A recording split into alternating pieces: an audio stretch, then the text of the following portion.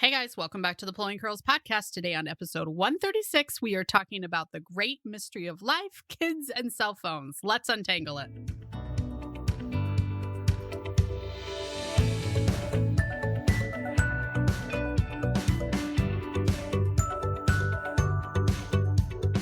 Hi, I'm Hillary Erickson, the curly head behind the Pulling Curls podcast, where we untangle pregnancy, parenting, home, and even travel. We know there's no right answer for every family, but hopefully we can spark some ideas that will work for yours. Life's tangled, just like my hair.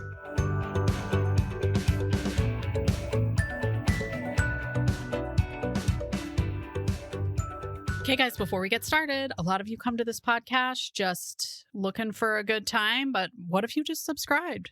Might be fun. That could be really fun. Today's guest is the founder of the Conscious Parenting Revolution. She is a 3 times TEDx speaker. One of my favorites was her 7 strategies to keep your relationship with your kids from hitting the boiling point, which can totally happen with their teenagers. I want to introduce today's guest, Katherine Sellery.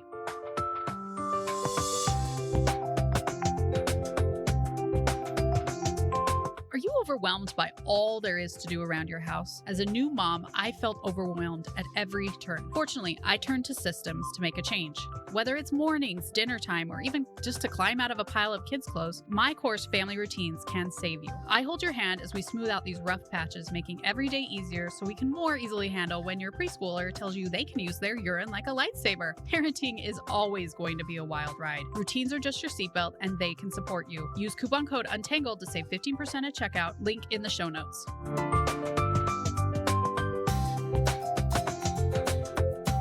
Hey, Katherine, welcome to the Pulling Curls podcast. I'm so happy to be here. Thank you, Hillary. Yeah, I pretty much am just having somebody here to talk over my life's problems because my third and final one, we are trying to figure out how to get a cell phone. She's had a super tiny flip phone that was like $3 a month, basically just for emergencies. Right. But I think it's time to go for the big guns. Yeah. I literally cannot think of a single one of her friends that does not have a cell phone now at this point. So what are you worried about? Well, she wants one. I mean, so my worry is just fulfilling the need in her. Right. And, the flip phone. The flip phone, this is the third kid that's had it. So at some point, it's just going to die. It just gets passed down. How old is she? It's rarely used. Right. She's right. 12. So she's not super young. And I've known her friends have had cell phones forever. So yeah, let's talk advice for moms and cell phones. Yeah. I mean, I think most people are worried that their kids are going to get addicted to the cell phone and that they're just going to be on like social media, or they're going to be on chat, or they're just going to their whole life is going to be lost in the phone. I mean, let's clarify. My boys, their life is lost in their phone. There you go. Right. So it's that whole thing of, the phone is there and it's useful, and we don't want it to take over like meal times. Yeah. We don't want it to take over all of your life. Like, how are we going to be with the phone? Like, are you working around things like family time? Of course, we put our phones away. And yeah. So my role for her is that most of the time when we're home, unless you communicate it, I'd like it to stay in the charger. This phone is mostly for use to make plans, which you can do while it's in the charger, or when you're outside of the home for people to get hold of you or whatever. Yeah. I mean, and everybody's good with that. I mean, this one is. I mean, obviously the older ones wouldn't be. Right. So she's okay with it. And she's like, yeah, I can do that. So then it sounds like maybe the issue really isn't even her. The issue is with the older ones who have the cell phones, and that is dominating, the time inside the house as well. Yeah. And I mean, one's a senior in high school. Like, yeah, friends are everything. I get that. So, I mean, do you have what do you tell parents to do as they're considering this? Because I think I'm actually on the older end of people giving their kids cell phones. I think most kids at school got them by junior high, and she's in 7th grade now. So what do you usually tell people if they're wondering about cell phones? Well, so, I mean, let's just kind of set a little bit of a context around cell phones and other types of behavior. So what we do want the audience to know is that we are all governed internally. So everybody's really out there trying to meet their needs, and behaviors are a reflection of that. So we know that if they're using their cell phones, they're meeting certain needs by doing it.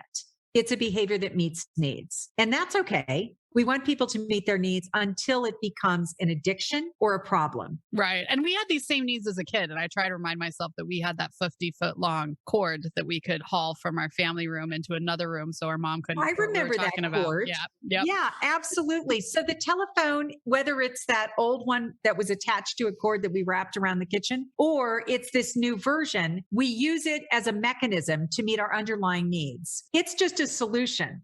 It's not actually a need. Nobody needs a phone. However, we do have needs for connection and belonging and community and friendship. And phones are a way that we meet our needs for connection and belonging and fun sometimes. And that's why phones have become so important, is that, especially during COVID, is that our ability to connect with our friends and feel as though we belong and all of those important underlying needs can be met through telephones. And we want all of our kids to meet their needs. The problem is when they're using the phone so much that the needs within the family for connection and belonging and all the rest of it are being pushed aside. So that's where I think for most people, that's the tricky part, is that when we sit down at the table, you see it in restaurants all the time, and people will bring their phones out. And you can look across the restaurant and there can be like a whole family and everybody's on their phone and nobody's actually connecting with each other. So this is where I think that it's important for families to talk about, great, you want to get a phone? I can see why you want a phone. And that makes sense to me. And I'm really worried that the phone is going to become so important to you and connecting with others is going to be so important to you that you're not going to end up wanting to put it down and connect with us. Yeah. So that's one of the red flags, I think. Yeah,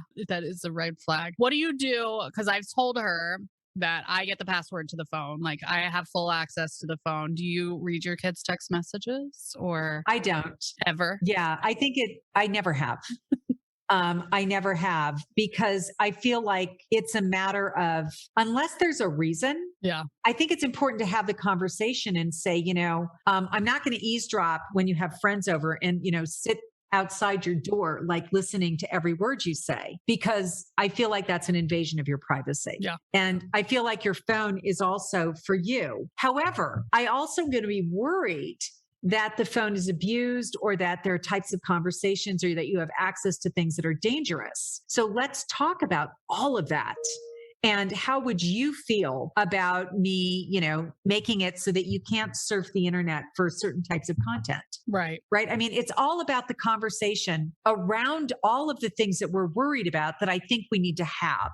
There needs open communication. Yes. Talking about it in advance for sure. Talk about it in advance. And she has had like a phone with no number for a while because of COVID. And so most of my other kids didn't get a phone until they were heading into high school. But because of COVID, I think a lot of kids, I wanted her to talk to her friends because I didn't want to talk to her 24 hours a day.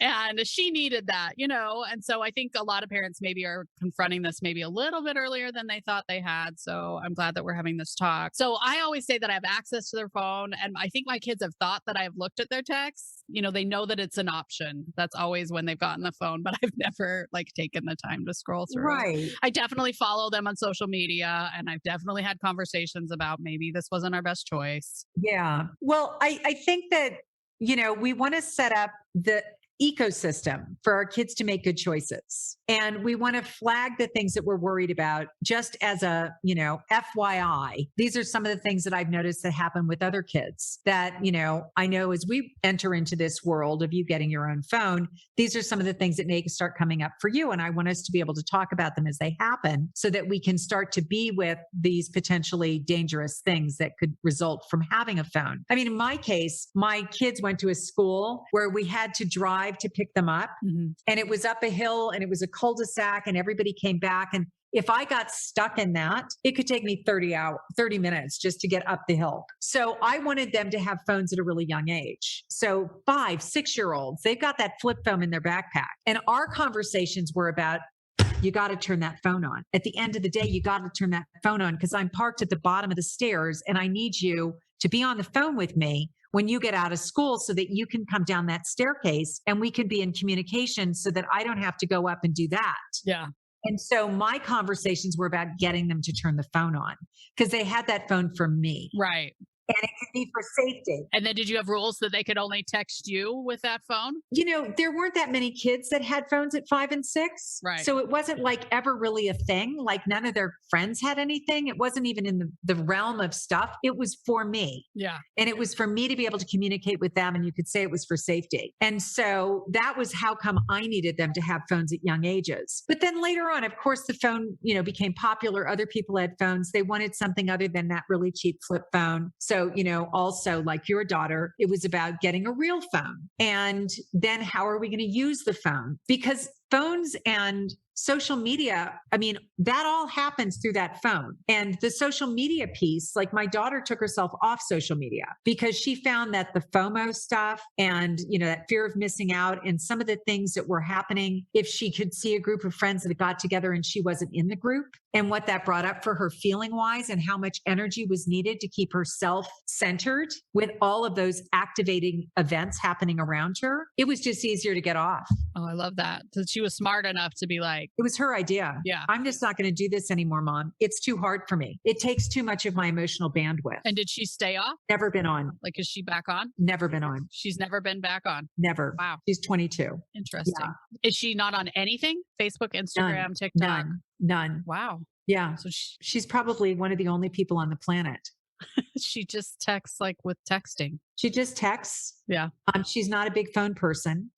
She's applying for a PhD in clinical psychology right now. So she's fascinated by human behavior and recognizes like we can try to, there are all kinds of things that children are suffering, adolescents, young adults are suffering from in the realm of mental health. And a lot of it relates to social media. And so, there are lots of ways that we can handle it. We can enforce people having more skills. We can also just change the environment. It's the easiest thing we can do. Just take yourself off. Yeah. Stop getting triggered, so that you're just like, it's like, wow, I didn't even know they got together. How can I be upset about it? Yeah. I will say that because I work on social media, I've definitely, especially this child, has seen me point out things people did wrong or stuff that comes up for me. Of course, we all have that feeling where somebody's on Facebook and they're like, oh, they went on that trip and they didn't invite me. But of course, then you remind your adult self that not everyone can be invited to absolutely everything. And I probably wouldn't want to be invited to everything. So, yeah.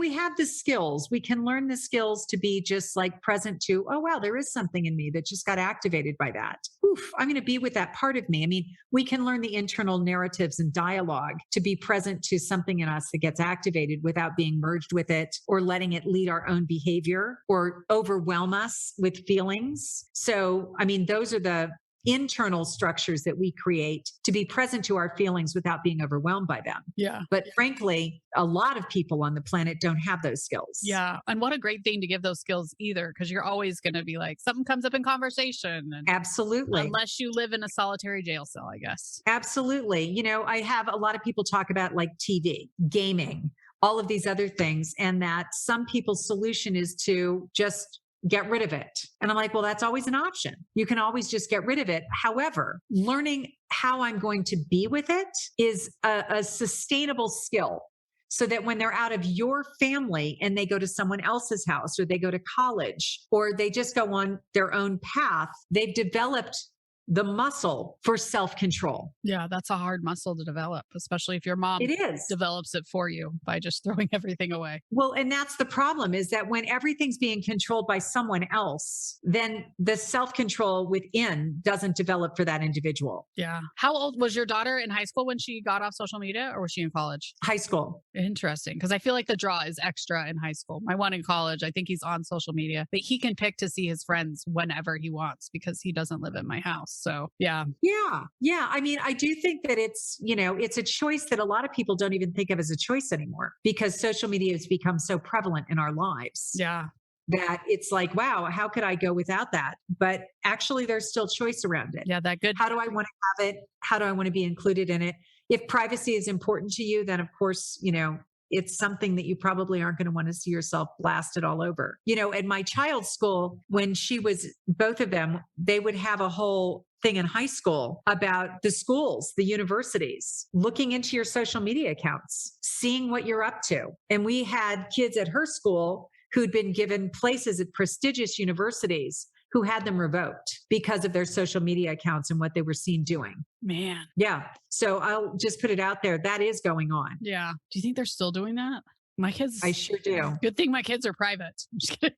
They're looking at, yeah, my kids went to private schools, but then, No, I mean, their social media is private, luckily. Yeah. now that's smart. Yes, exactly. Public, private. Yeah. And if they keep that limited. Yeah. And what are other people doing with those images? Right, for sure. And with Snapchat, a lot of kids think things are so temporary, but my kids are very aware that everything lives there forever.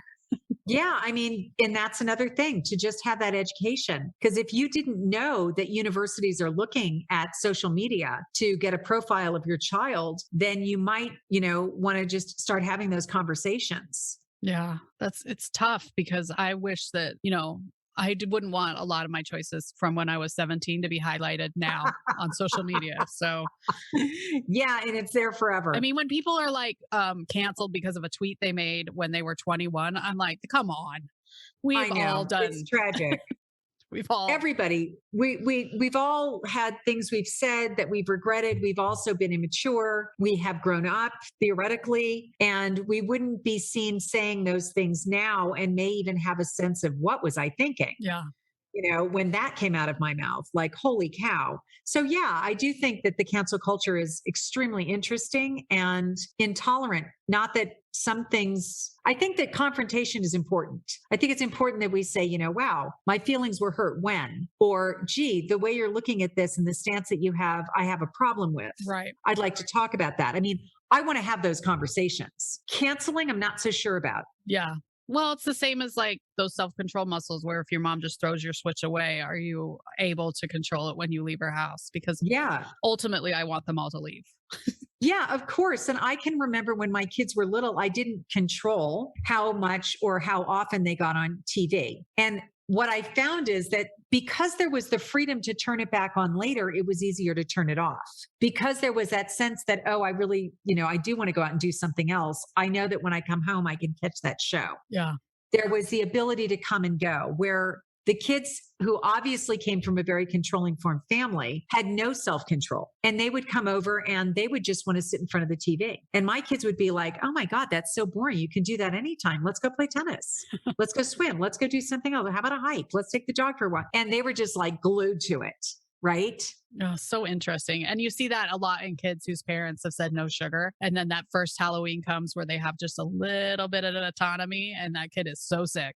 Yeah, exactly. They binge, they overindulge because there is no sense of rightness in relationship to all of those temptations, the things that we have to really work with. And we learn how to work with it by working with it. Yeah. That's awesome. I think having those conversations, that what I'm learning from this is having the conversations in advance and then thinking about what need she's filling with that phone, right? Because I definitely want her to be a social little girl with lots of friends and feel very valued with her friends and stay connected, but also to stay connected with me, right? Yeah. So, I mean, I think the question is it a problem or not?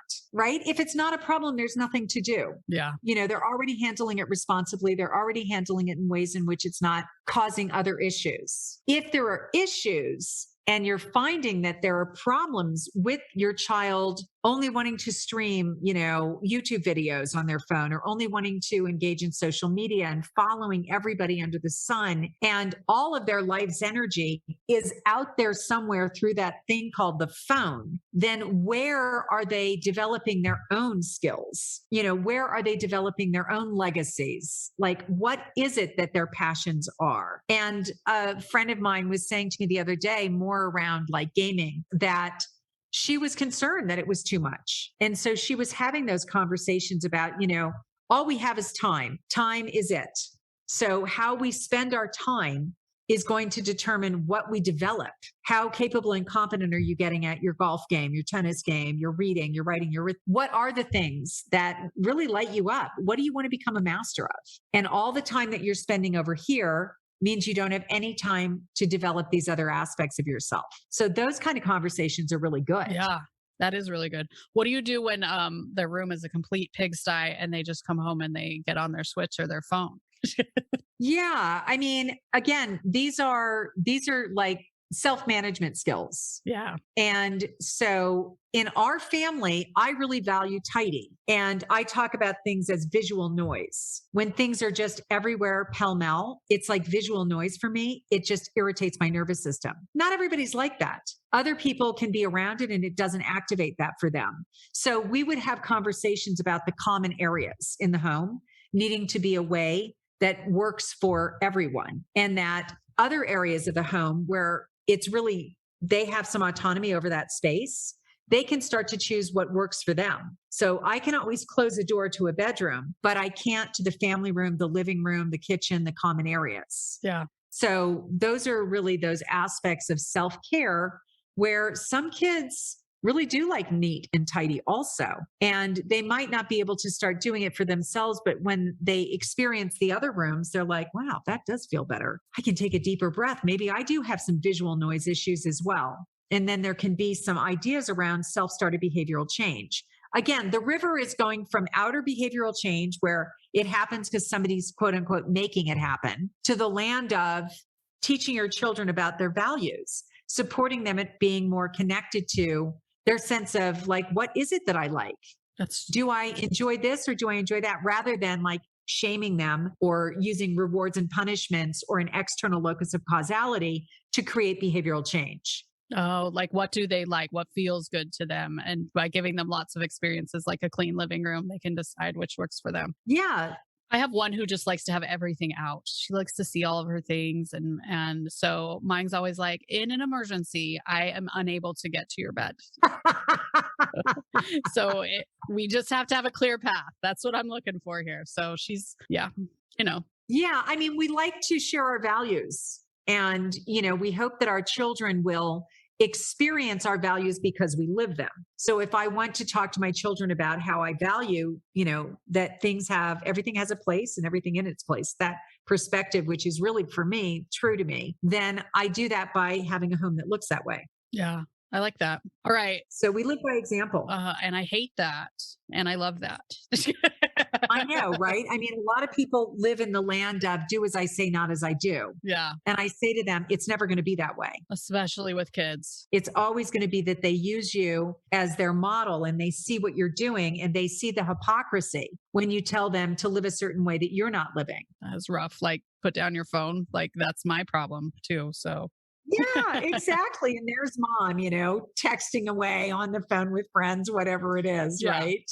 I think it's all teaching them how to move out and be productive. That's what I try and always remind myself. And a phone is definitely going to be part of that scenario. Absolutely. It's crucial. I mean, I think it's one of those things where if you trust your kids and recognize that they also want to do what's best for them, that what's in their best need, if there are behaviors that are worrying you, then it really is still back to this idea that, yes, these behaviors are concerning and they're also still meeting some kind of need.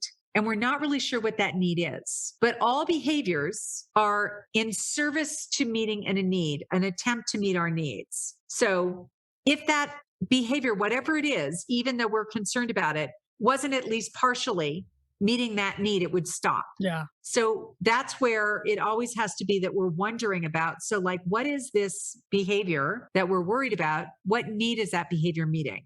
Yeah. And how can we either meet that in a more sustainable way or I guess that's the big question, right? How do we meet that need? That is the question. So that leads us into those conversations of, well, there are lots of ways to meet needs. This is one of the ways. Yeah. And, you know, there are some advantages and disadvantages to this way compared to some of the other ways. And so then we kind of move into conversations where dispassionately, we are assessing like, okay, well, let's do a spreadsheet. Like, you know, here, let's get the family whiteboard out. You know, I can see it's meeting these needs, but not these. And that, you know, well, what are alternatives? What are some of the other ways? Because sometimes people go about meeting their needs in ways that are almost guaranteed not to meet their needs. Yeah, but we think they will. We do. And that's easy for kids because they see other people doing whatever. Yeah. Yes, exactly. And so we think they will, or, you know, they think they will. And so they keep at it, even though you can see there's getting to be a bigger and bigger divide between that approach and actually sustainably meeting the need that they're trying to by using that approach. Yeah, that's me on TikTok for sure. I keep hoping there will be a funny one.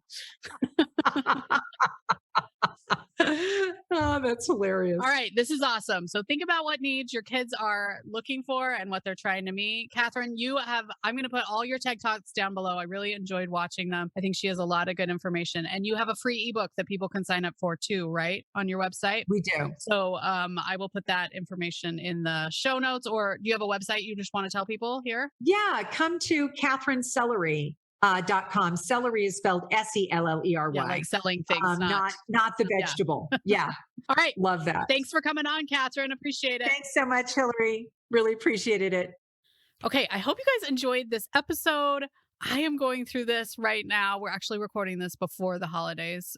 It's coming out later, but we're just trying to figure out what works for her. And I think COVID has maybe sped up the pace for a lot of parents on some of this computer-based stuff. So it's a little faster than we've gone in the past. But again, I'm loving the tools that Katherine's given me to discuss the things in advance and then also figure out once it's a problem or if there's a problem, how to maybe change it or show them a different way. So I really enjoyed that. Thanks for coming on, Katherine. And definitely check out her information in the show notes. And do not miss next week's episode. We are talking about what is normal in our postpartum world. So many people are caught off guard by things that are super normal. And then the next week, if you're looking for one that's not about pregnancy, we are answering your organization questions. So many good questions came into me, and I cannot wait to give my input on those. Thanks so much for joining us on today's episode. We know you have lots of options for your ears, and we are glad that you chose us. We drop episodes weekly, and until next time, we hope you have a tangle-free day.